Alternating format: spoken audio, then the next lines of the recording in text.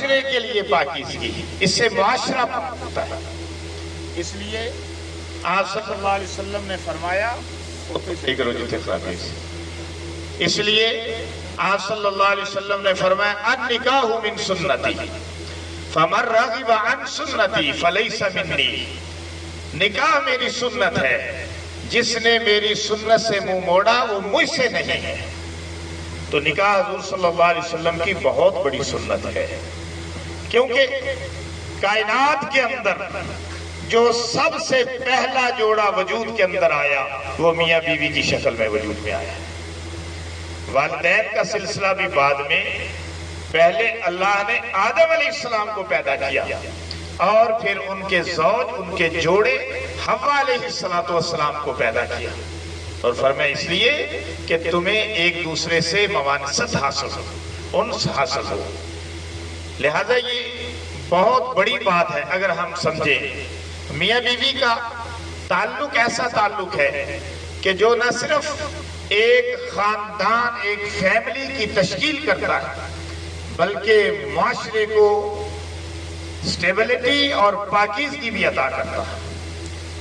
اس لیے رسول اللہ صلی اللہ علیہ وسلم اپنے خطبہ میں جو آپ نکاح کے لیے خطبہ ارشاد فرمایا کرتے تھے تو اس میں سورہ نساء کی چند آیتیں تلاوت فرماتے تھے۔ میں اس کا مفہوم آپ کے سامنے رکھنا چاہتا ہوں، پھر ہم باقاعدہ نکاح کر کے دعا کرتے ہیں۔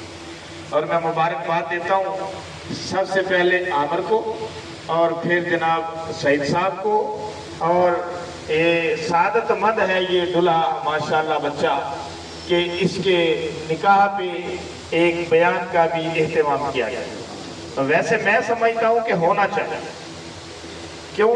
مسائل کا تو لوگوں کو پتہ چلے، لوگوں کو مسائل کا پتہ ہی نہیں ہے۔ غیر شرعی جو ہے وہ رسم و رواج، غیر شرعی رسم و رواج کیے جا رہے ہیں، جو شریعت کے تقاضے ان کو ہم نے پس پشت ڈال رکھا ہے۔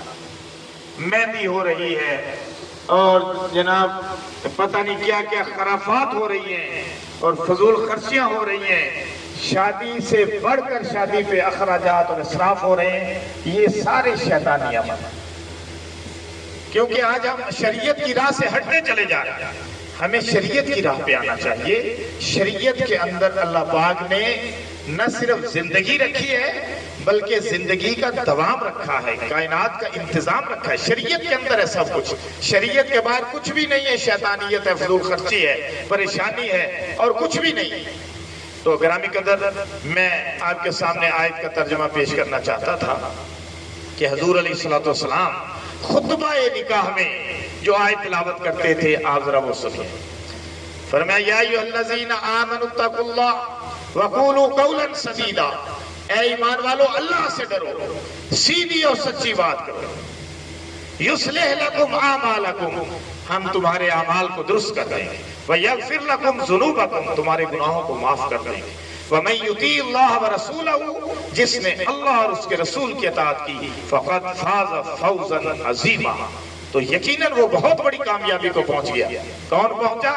جس نے اللہ کی، اس کے رسول کی اطاعت کی وہ پہنچا، جس نے شیطان کی اطاعت کی وہ نہیں پہنچا، جس نے رسول پاک صلی اللہ علیہ وسلم کے، اس کے اللہ کی اور اللہ کی اطاعت کی وہ کامیابی کو پہنچا ہے، بڑی کامیابی کو پہنچا ہے۔ پھر آیت آپ یہ تلاوت فرمایا کرتے تھے یا ایھا الناس اعبدوا ربکم الذی خلقکم من نفس واحدہ، اے انسانوں اس رب کی عبادت کرو جس نے تمہیں ایک جان سے پیدا کیا، اور وہ کون سی جان ہے؟ آدم علیہ السلام کی جان۔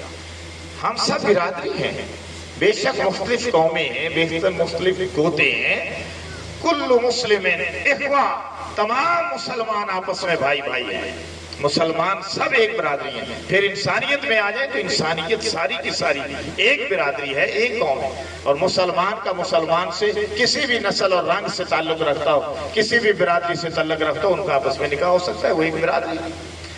اللہ نے کیا فرمایا؟ اے ایمان والو اللہ کی عبادت کرو، یا ایھا الناس اعبدوا ربکم الذی، کیوں؟ خلقکم، اس نے تمہیں پیدا کیا، وَخَلَقَ مِنْهَا زَوْجَهَا، پھر تم سے اس نے جوڑے پیدا کیے انسانوں کے۔ ویسے اللہ نے کائنات میں ہر چیز کا جوڑا بنایا ہے، ہر چیز کا ازواج بنایا ہے، وَخَلَقَ مِنْهَا زَوْجَهَا وَبَثَّ مِنْهُمَا رِجَالًا كَثِيرًا وَنِسَاءً، پھر تمہیں مردوں کی عورتوں کی شکل میں پورے روئے زمین پر پھیلا دیا۔ وَاتَّقُوا اللَّهَ الَّذِي تَسَاءَلُونَ بِهِ وَالْأَرْحَامَ، اس رب سے ڈرو جس رب کے نام پر تم بیٹیوں کے رشتے طلب کرتے ہیں، اس رب سے ڈرو۔ یہ کیسی بات اللہ نے کہہ دی، اس کو سمجھنے کی ضرورت ہے۔ اللہ نے فرمایا اس رب سے ڈرو جس رب کے نام پر بیٹیوں کے رشتے مانگتے ہو۔